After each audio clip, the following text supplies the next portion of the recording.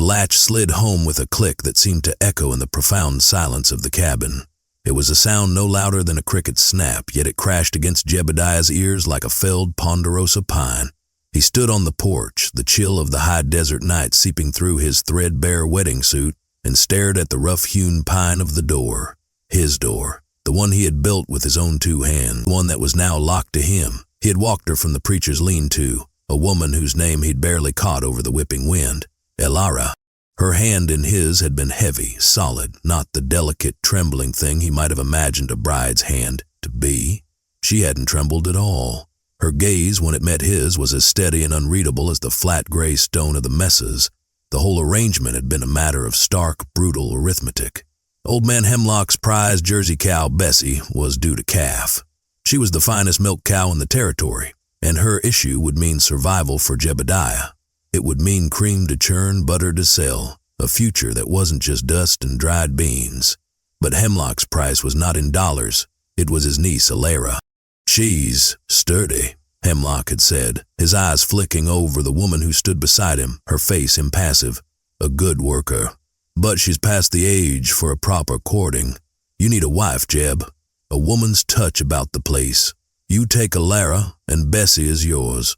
Jebediah had looked at his own ranch, the sagging porch, the fallow fields, the gnawing emptiness of the cabin since his ma had passed. He had looked at his own reflection in the general store window that morning. A man whittled down by loneliness, his face a road map of sun and sorrow. He was a lonely rancher, and the silence of his life had become a roaring in his ears. He needed the cow. He told himself he needed a wife, too, though the thought of it was a foreign country he had no map for. So he had agreed. He had nodded, spat on his palm, and shaken Hemlock's hand. He had married a stranger for a cow, a woman whose broad shoulders and wide hips earned her the cruel whispers of fat in the dusty street, a label that Jebediah registered with the same detached practicality as he registered the quality of a horse's bloodline. She was not the slim, bright-eyed girl of daydreams, but she was here. She was real, and she had just locked him out. He lifted a hand, his knuckles hovering an inch from the wood. He could pound on it. He could roar and demand entry. This was his house, his wedding night. He was the husband. But the sound of the latch, so quiet and so definite, had not been an act of fear. It had been a statement. He let his hand fall. The wind picked up, moaning through the eaves, carrying the scent of sage and distant rain. From the corral, Bessie lowed softly, a gentle maternal sound that felt like a mockery. He had his prize. She was standing not 50 feet away, chewing her cud, oblivious. A bitter laugh escaped his lips, a dry, rustling sound. He had traded his solitude for a wife, only to find himself more alone than ever, an exile on his own porch. He sank onto the top step, the wood cold beneath him, and pulled his thin coat tighter. He rested his elbows on his knees and stared out into the vast, indifferent darkness of the plains. The wedding night stretched before him, a cold and empty expanse, with nothing but a locked door at his back. The sun broke over the eastern mountains, spilling weak, watery light across the plains. Jebediah awoke with a crick in his neck and the grit of the porch floor on his cheek. For a moment, he was disoriented, the familiar shapes of his ranch blurry and strange. Then the memory of the locked door returned, settling like a stone in his gut. He pushed himself to his feet, his joints protesting. The door remained closed. There was no sound from within, no sign of life. A new kind of anger, colder and sharper than the night before, began to prickle at him. He had spent his wedding night sleeping on his own porch like a stray dog. He had held up his end of the bargain. He had married her. He stomped over to the water pump, the rhythmic squeak and groan of the handle a poor substitute for the words he wanted to shout. He splashed icy water on his face, letting it drip down his neck and chest, hoping it would wash away the humiliation. It didn't.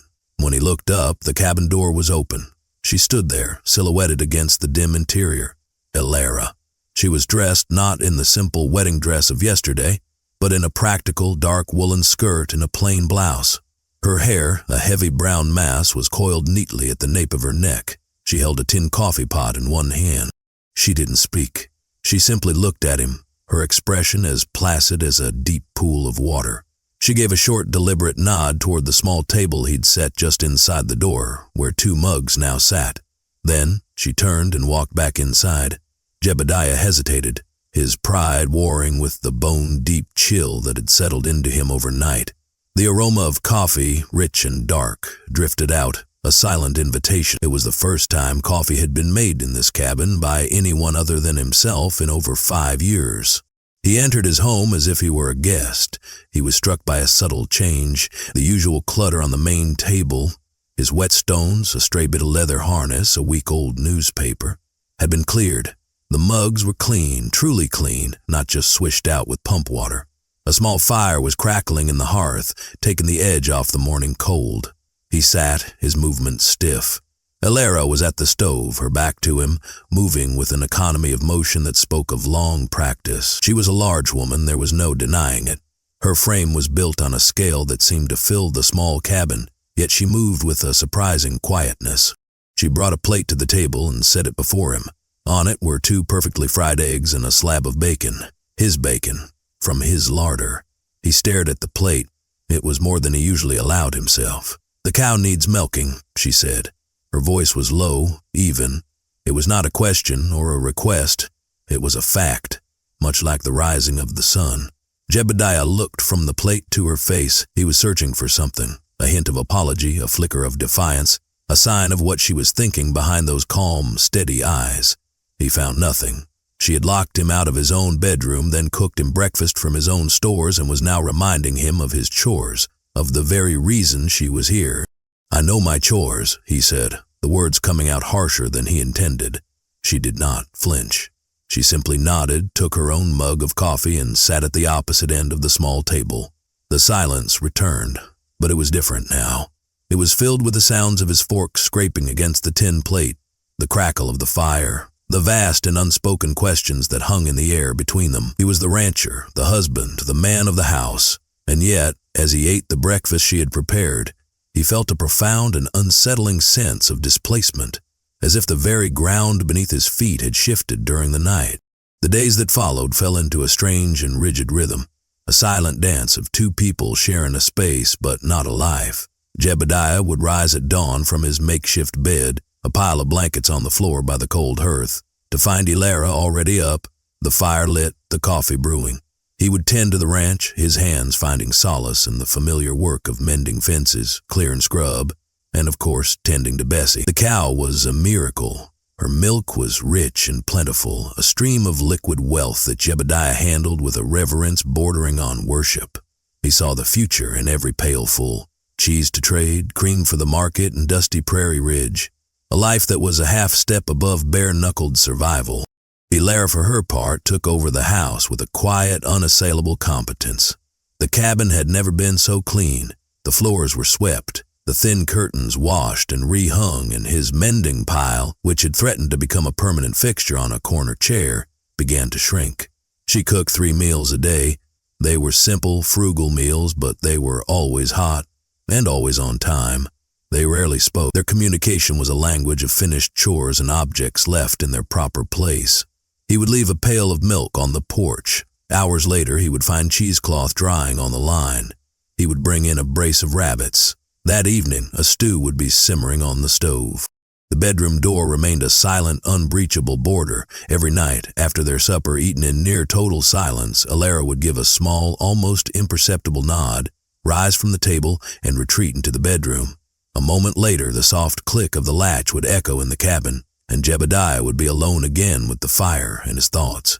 His anger had cooled into a kind of dull, persistent ache of bewilderment. He didn't understand this woman. He had given her his name, the shelter of his roof. In the harsh calculus of the frontier, she had made a good trade. A woman of her age and size could have expected far worse. A lifetime of thankless servitude to a relative, or worse. Here, she was a wife, a mistress of her own home, and yet she had drawn a line that he could not cross. One evening, about a week after the wedding, he found her in the small garden patch behind the cabin, a space his mother had tended but which he had allowed to go to weed. She was on her knees, her broad back to him, patiently pulling weeds, her hands protected by rough burlap gloves. He'd already tilled a small section the dark earth turned and ready. He stood watching her for a long moment. The setting sun cast a golden light, softening the harsh lines of the landscape. It caught in the stray strands of hair that had escaped her bun. He saw not the fat stranger from the bargain, but a woman working to bring life from his dead soil. "Mama used to grow beans there," he said, his voice startling in the quiet. "And squash." Elara didn't turn around, she merely paused in her work. "The soil is good," she replied, her voice low. "It just needs tending." The simplicity of her words struck him. It was a plain truth, devoid of accusation. The soil was good. He had just neglected it. He felt a prickle of something that might have been shame.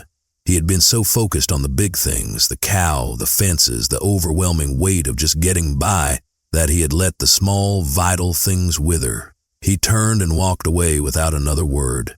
The image of her kneeling in the dirt burned into his mind. That night, when she rose from the dinner table and headed for the bedroom, he watched her go. The click of the latch sounded different. Not like a rejection, but like a boundary. A space she was carving out for herself in a life that had been chosen for her. He banked the fire, spread his blankets on the hard floor, and for the first time wondered, not about the woman who had locked the door, but why she felt she had to. The first crack in their silent arrangement came not from a word, but from a storm. It rolled in from the north without warning, a bruised purple mass of cloud that swallowed the afternoon sun and turned the world to a landscape of gray and silver. The wind howled, a physical force that rattled the cabin's single window and tore at the roof shingles. Jebediah was in the small barn, securing the latch on Bessie's stall, when the deluge hit. It wasn't rain, it was a solid wall of water that blurred the world beyond the barn door. He'd seen storms like this before. They could drop a month's worth of rain in an hour, turning dry creek beds into raging torrents. His first thought was for the north fence line, the one that bordered the arroyo. If that washed out, Bessie could wander for miles. He grabbed a heavy oilskin coat from a peg and, bracing himself, plunged out into the maelstrom. The force of the rain stole his breath. The ground was already a slick, greasy mud that sucked at his boots.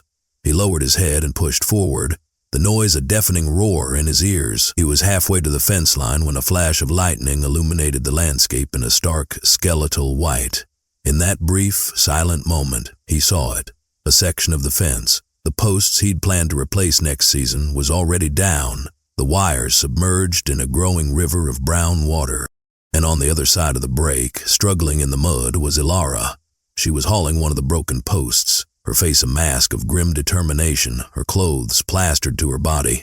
She was trying to drag it into the gap, a futile, desperate attempt to create some kind of barrier. For a heart-stopping second, Jebediah could only stare. What in God's name was she doing out here? This was his work, his responsibility. Then he saw her foot slip. She went down hard, falling to one knee in the churning water, and a cry of pain was torn from her lips by the wind. Something broke inside Jebediah. It was not thought, not reason, but a pure primal instinct. He ran, his boots sliding, his arms pumping, his entire being focused on reaching her. He got to her side and grabbed her arm, hauling her up. "What are you doing?" he roared over the storm, his voice raw. "Get back to the house." "The fence," she yelled back, her face streaked with rain and mud. "If the cow gets out," she didn't need to finish. She knew as well as he did what the loss of that cow would mean. In that moment, she wasn't a stranger or a bargain. She was a partner, fighting for the same desperate cause. "I'll fix it," he shouted. "Go." She hesitated, her steady eyes for once wide with alarm, looking past him.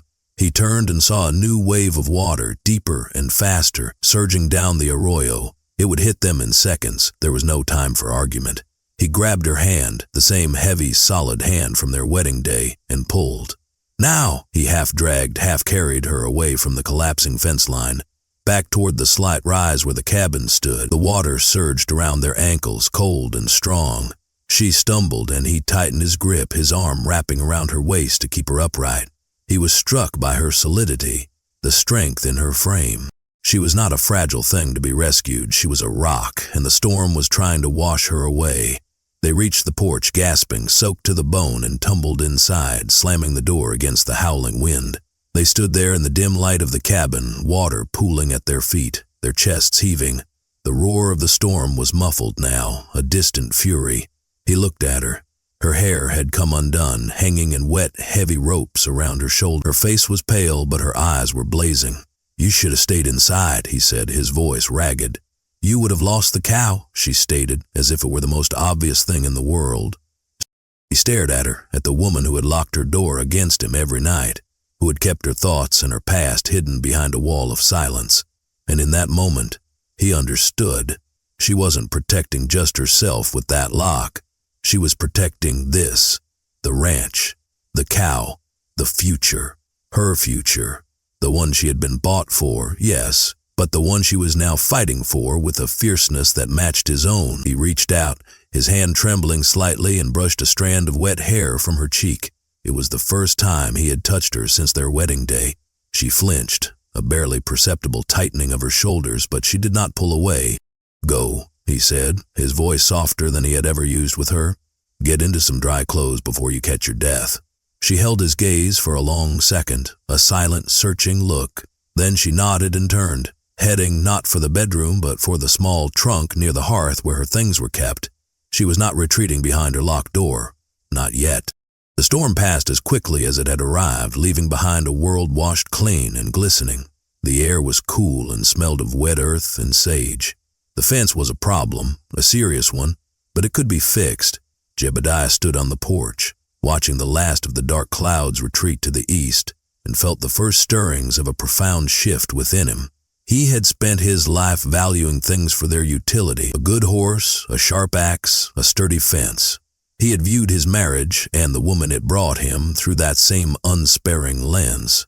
She was the price of a cow. She was a sturdy worker. But out there, in the fury of the storm, she had been more than useful. She had been loyal. She had risked herself for the ranch, for their ranch. When he came back inside, he found Elara had changed into a dry dress and was tending to the fire. She moved with her usual quiet efficiency, but there was a new tension in her shoulders. The near disaster and the storm had broken their silent routine, and neither of them seemed to know the new steps. Jebediah cleared his throat. "The fence will take a day to mend, maybe 2. The ground is too soft to set new posts yet." She nodded, her eyes on the flames. "I saved the stew from last night."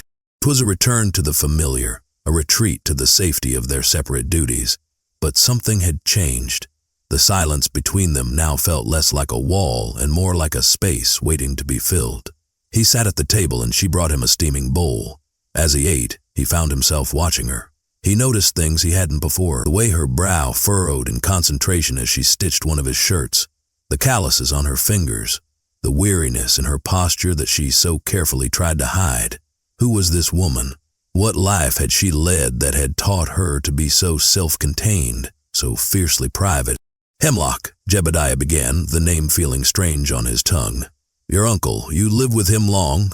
Elara's hands stilled in her lap. She did not look at him. "Since I was 10, she said, her voice flat. "My parents died of a fever." Jebediah had known her parents were gone, but nothing more. He tried to imagine her as a girl, arriving at the Hemlock farm, a grieving orphan. Hemlock was not a cruel man, not actively, but he was a man of transactions. Everything and everyone had a value, a use. Jebediah suspected Elara's childhood had been one of endless work, valued only for what her hands could produce. "He said you were a good worker," Jebediah said, immediately regretting it. The words sounded like an assessment, just like Hemlock's. A faint, bitter smile touched Elara's lips, so fleeting he almost missed it. "I had to be," she said. "There is no room for sentiment when you are an inconvenience." The word hung in the air, heavy and sharp. It explained so much. It explained the walls she had built around herself, the locked door, the fierce need for a space that was hers and hers alone. She had spent her life as a guest in someone else's home, a debt to be worked off. The bedroom in this cabin, meager as it was the first room that had ever truly belonged to her. A wave of shame, hot and unwelcome, washed over Jebediah. He had seen her as a bargain, a means to an end. He had been no better than Hemlock. He had looked at her and seen a solution to his problems, not a person with her own history of sorrow. "Here," he said, his voice rough with an emotion he couldn't name. "This is your home. You are not an inconvenience." Her head snapped up and her eyes, those steady, unreadable eyes, finally met his. They were wide with a raw, naked surprise. It was as if he had spoken a language she had never heard before. She searched his face, looking for the catch, the angle, but there was none. There was only a lonely, foolish man beginning to see the truth of his own callousness. She didn't reply, but when she eventually rose and went to the bedroom, she paused with her hand on the latch. The silence stretched, filled only by the crackle of the fire. He listened, expecting the familiar final click. It did not come. He waited for a long time, his heart thumping a slow, heavy rhythm in his chest. The door remained closed, but tonight it was not locked. The unlatched door changed everything and nothing. Jebediah still slept on the floor by the hearth, the pile of blankets his solitary island in the main room. Elara still kept to the bedroom, a space he did not attempt to enter. The physical boundary remained, but the emotional one had shifted. The absence of that final, metallic click was a fragile truce, a nascent form of trust he was terrified of breaking. Their conversations began to grow, small seeds planted in the silence. He would talk about the ranch, about the way the soil held water in the west pasture, about the hawk he'd seen hunting near the bluffs. He found himself wanting to share the small details of his day, not just as a report, but as an offering. She, in turn, began to speak of the garden. She talked of heirloom seeds her mother had once kept, of companion planting, of the way a marigold could keep pests from the tomatoes. Her knowledge was deep and practical, a stark contrast to his own brute force approach to coaxing life from the land. He learned that her quietness was not an absence of thought, but a careful consideration of it. One afternoon, he came in from the heat to find her sitting at the table, a small worn book open before her. He was surprised. He owned only a single Bible and a handful of aging almanacs. "What's that?" he asked, heading for the water bucket. She looked up, a faint blush on her cheeks as she closed the cover. "It's just stories." "Stories?" She hesitated, then pushed the book across the table towards him. It was a thin volume of poetry, the cover soft with wear. He picked it up, his rough fingers clumsy on the delicate pages. He opened it to a random page and read a line about the slant of late afternoon light. He looked from the page to the beam of sunlight cutting through the dusty air of the cabin, illuminating a million dancing specks. He had seen that light 1,000 times, but had never truly noticed it, had never thought it worthy of a word. "My mother gave it to me," Elara said softly. "She said that words can be a kind of window, a way to see the world differently." Jebediah closed the book and handed it back to her, a newfound respect dawning in him. This woman, whom he had judged on her physical presence, on her utility, carried a world of poetry inside her. She saw the slant of light. He had only seen the coming of evening and the chores that remained. The next day he rode to Prairie Ridge for supplies. On his way back, he passed the small, neglected church where the traveling preacher held service once a month. There was a box on the porch labeled "Donations," filled with dusty, unwanted items. On a whim, he stopped. He rummaged through the cast-offs and found another book, a thick novel with a thick blue cover. He had no idea if it was any good, but it was words. It was a window. He left it on the table for her without a word. That evening, when he came in for supper, he saw it lying on the small crate beside her chair in the main room, a piece of yarn marking a page. She didn't mention it, and neither did he. But after she had cleared the dishes, she didn't go straight to the bedroom. She sat in her chair, opened the blue book, and began to read by the light of the fire. Jebediah sat by the hearth, mending a piece of harness, the familiar, comforting smell of leather and wax filling the air. He did not read, but he listened to the soft rustle of the turning pages. The silence in the cabin was no longer empty. It was filled with a shared, quiet peace. He looked at her, her face softened by the firelight, lost in a world of words, and felt a tenderness that frightened him. It was a feeling so foreign and so powerful that it made his hands tremble. He was a lonely rancher still, but for the first time in a long, long time, he did not feel entirely alone. Bessie the cow, the unwitting architect of their lives, grew heavy with calf. Her presence was a constant, gentle reminder of the bargain that had brought them together, but the nature of that bargain was changing. She was no longer just his cow. She was their shared investment, their mutual hope. Elara had taken to spending part of each afternoon with the animal, brushing her coat until it shone and speaking to her in low, soothing tone. Jebediah would watch from a distance, a strange feeling twisting in his chest. It was the same tenderness he'd felt watching her read, but stronger now, more complex. He saw the gentle care in her hands, the same hands that had faced a storm for this animal, and knew he had never been more wrong about a person in his life. The day Bessie went into labor, a quiet panic settled over the ranch. Jebediah was experienced with livestock, but a prize cow like Bessie was different.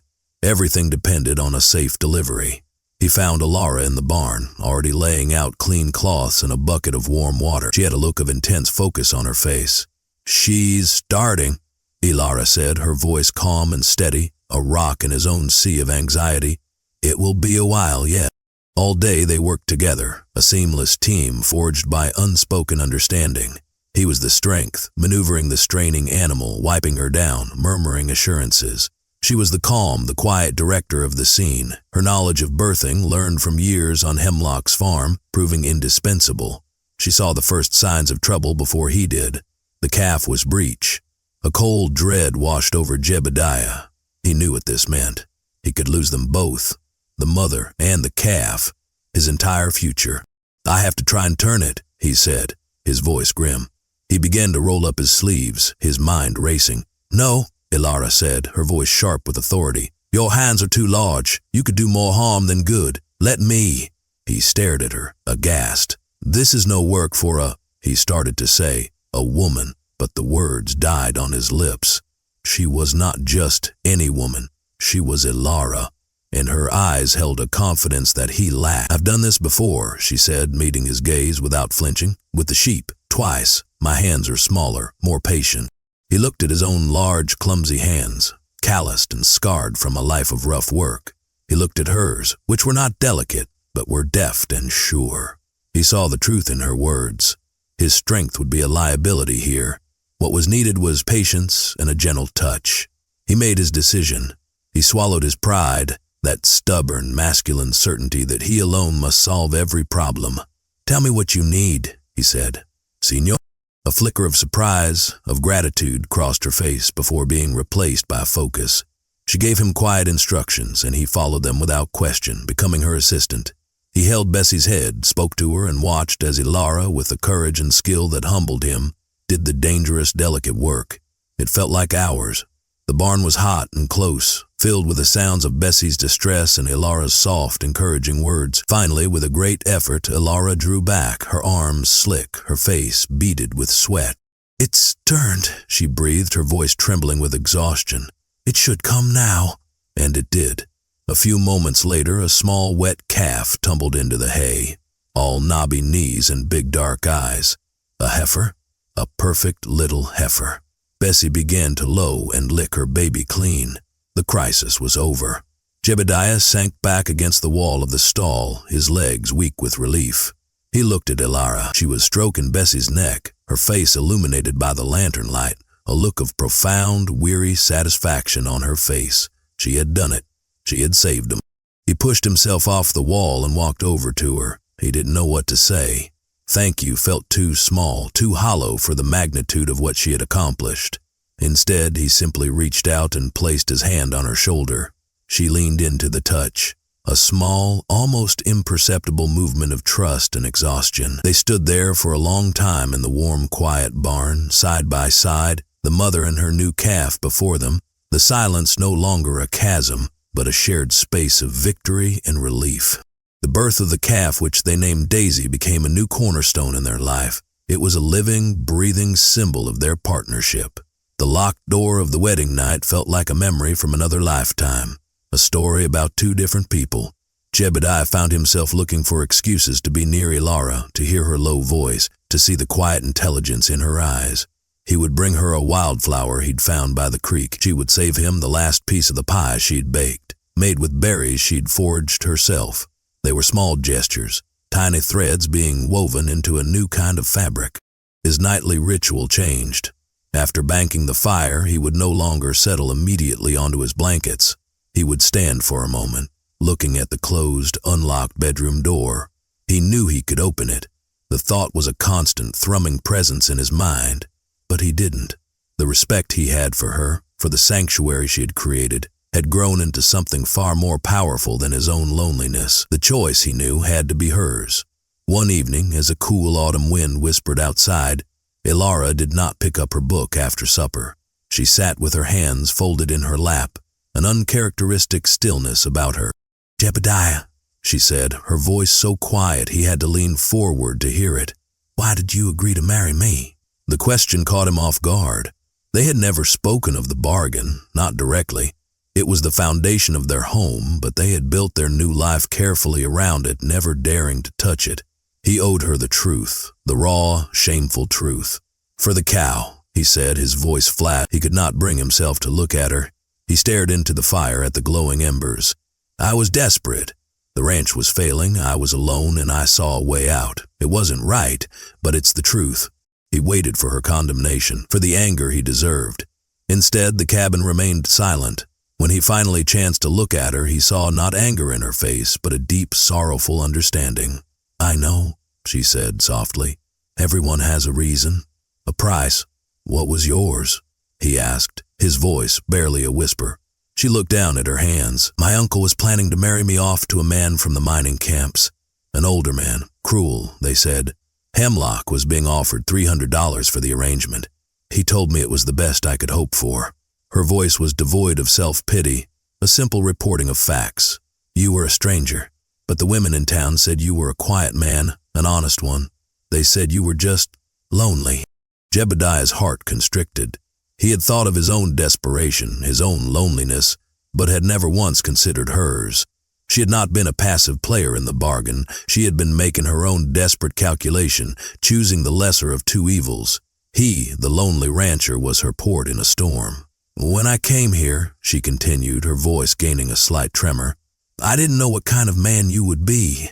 I only knew that I needed a place to be safe, a place that was mine." She finally looked up, her eyes glistening in the firelight. "The lock on the door. It was the only thing I owned, the only power I had." He felt a profound, aching shame. He had been so wrapped up in his own wounded pride that first night he had never once thought of her fear. He slid off his stool and knelt on the floor in front of her chair. He took her hands in his. They were warm and strong.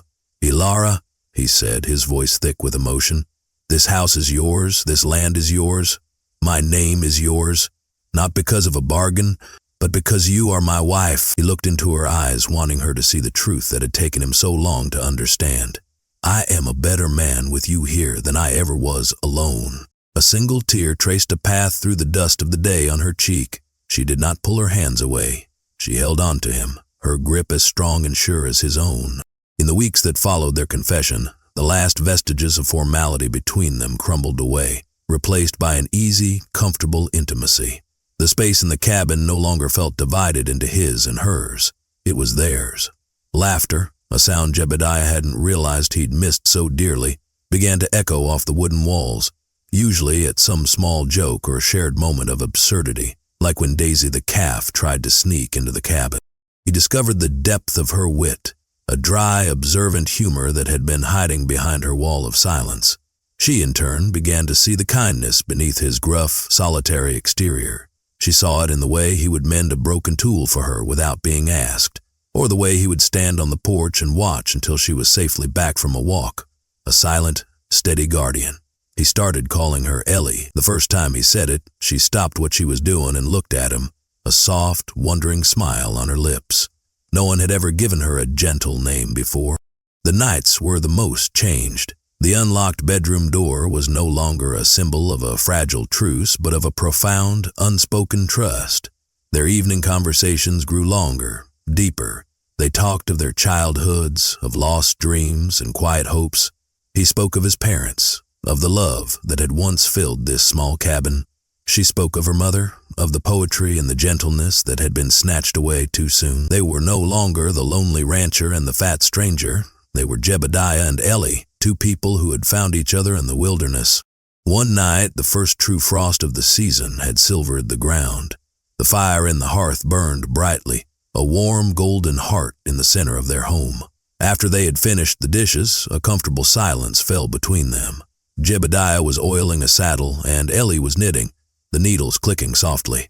He looked at her, at the way the firelight played on her hair and the peaceful, content expression on her face. A feeling rose in him, so powerful and so certain that it left no room for doubt. He loved this woman. He loved her strength, her quiet wisdom, her gentle heart. He loved the home they had built, not from wooden nails, but from patience and understanding. He put down his work and went to her. He knelt before her, just as he had the night she told him of her fears. He took the knitting from her hands and held them in his. "Ellie," he began, his voice low and earnest, "that first night I was a fool. I was a blind man who cared more for a cow than for the woman standing in front of him." She shook her head. "We were strangers, Jebediah.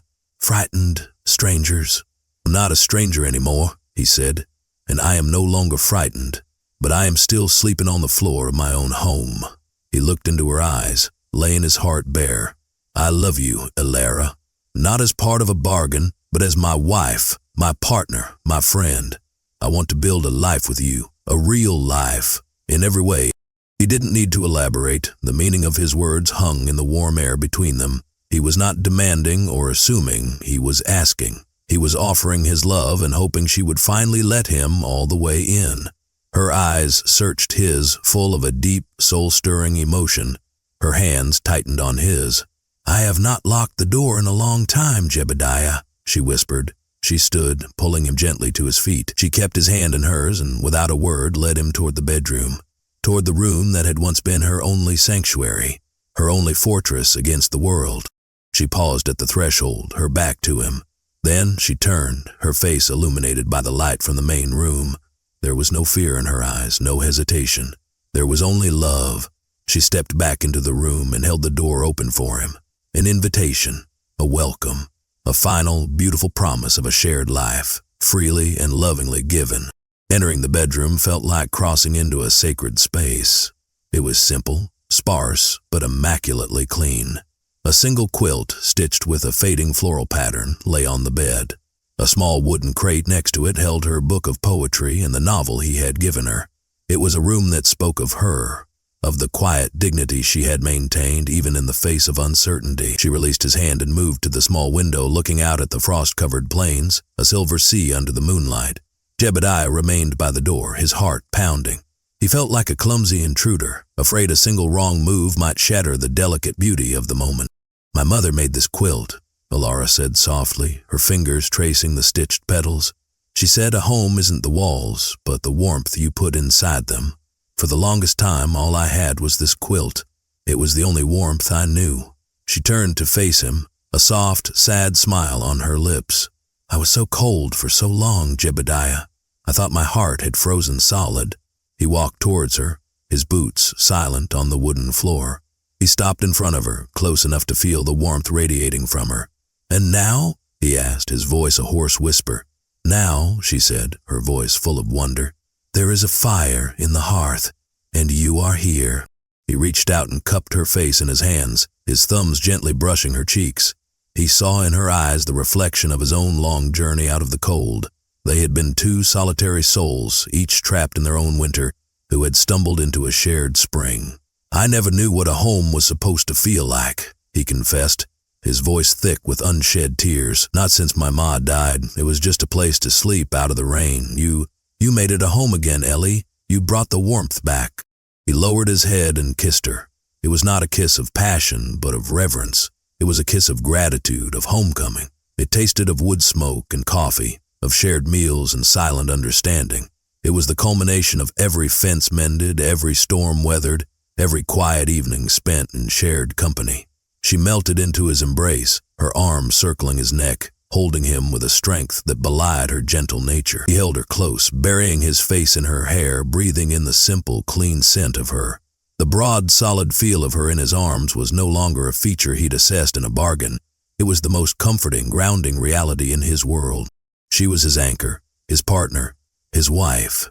They stood there for a long time, simply holding each other, two separate broken pieces that had, against all odds, become whole. The world outside, with its harsh winds and unforgiving landscapes, faded away.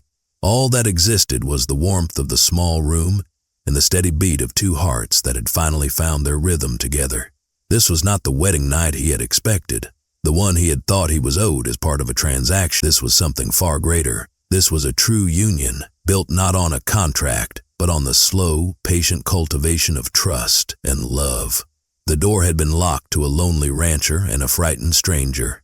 Tonight, it had opened for a husband and a wife. The morning after felt like the first day of a new world.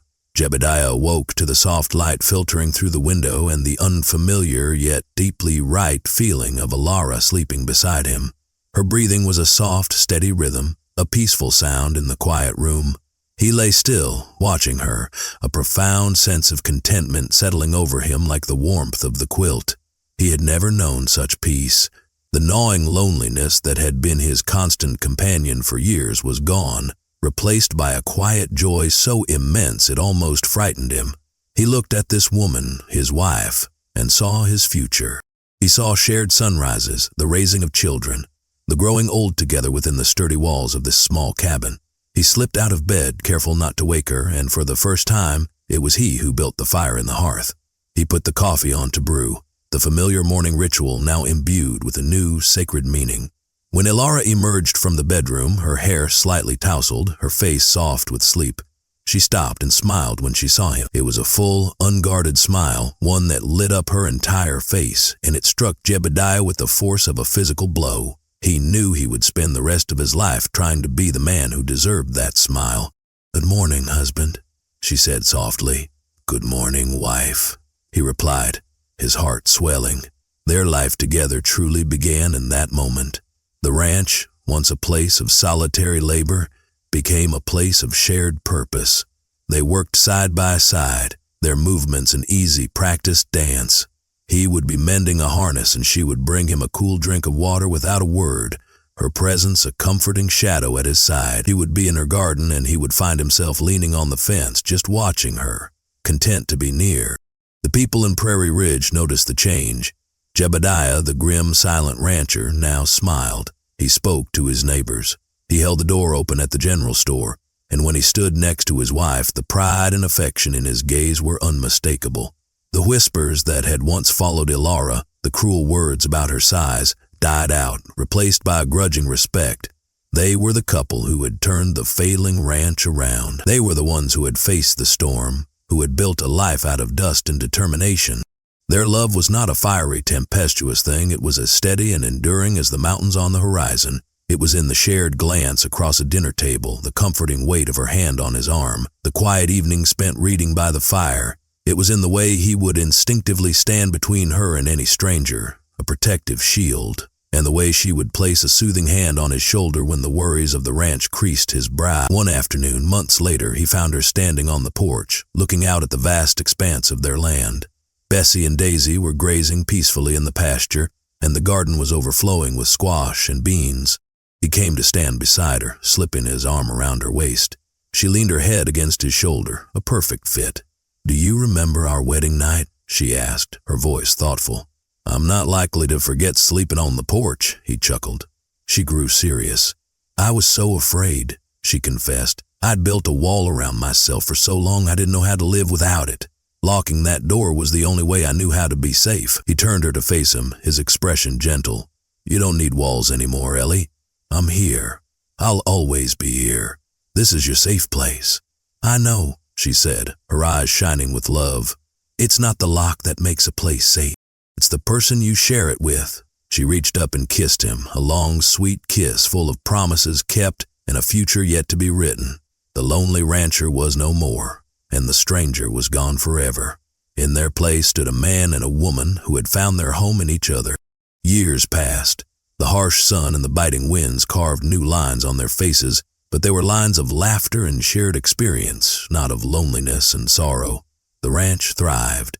Daisy grew and had calves of her own, and their small herd became the talk of the territory.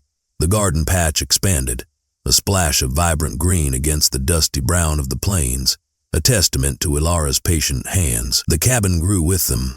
Jebediah added a new room, the bedroom where their first child, a son with his father's steady gaze and his mother's gentle smile, was born. 2 years later, a daughter followed, a bright, curious girl with Elara's love for stories. The silence of the cabin was replaced by the sound of children's laughter, of stories read aloud by the fire, of a family's bustling, beautiful life. Jebediah never forgot the man he had been, the desperate, solitary man who had made a bargain for a cow. He sometimes looked at his reflection and saw a ghost of that loneliness in his own eyes, a reminder of the cold he had come from. It made him cherish the warmth of his life all the more. He loved Elara with a depth that humbled him, a love that had grown from a single, desperate seed into a towering, unshakable tree that sheltered them all. He never took her for granted. He saw the way other men looked at their wives with a kind of weary ownership. He looked at Elara and still saw the miracle who had taught him how to live. He saw the woman who had faced a storm for their future, the wife who had birthed their children, the partner who had turned his empty house into a joyful home. One evening, after the children were asleep, they sat on the porch, just as he had done alone on their wedding night. But now, he was not alone. Elara sat beside him in a rocking chair he had built for her, her hand resting on his. The air was cool, and the sky was a riot of stars. "It's a good life, isn't it?" she said, her voice soft in the darkness. "It's more than good, Ellie," he replied, his voice thick with emotion. "It's everything." He thought back to that first night, to the cold wood of the porch and the brutal finality of the locked door. He had thought it was an ending. He had thought it was a symbol of his failure, of the hollow sham his marriage was. He had been so wrong. The locked door had not been an ending. It had been a beginning. It had been the first necessary step in breaking down the lonely man he was to make room for the husband he was meant to become. It had been an act of profound self-respect from a woman who would teach him its meaning. It was the moment their true story began, not with a key, but with patience, with understanding, and with the slow, steady dawning of a love as vast and as real as the land itself. He squeezed her hand, a silent thank you for everything she was, for everything they had built. She squeezed back, a silent promise of all the years to come. The porch was no longer a place of exile, but a throne from which they surveyed their kingdom, a small, beautiful world born from a strange bargain and redeemed by an extraordinary love.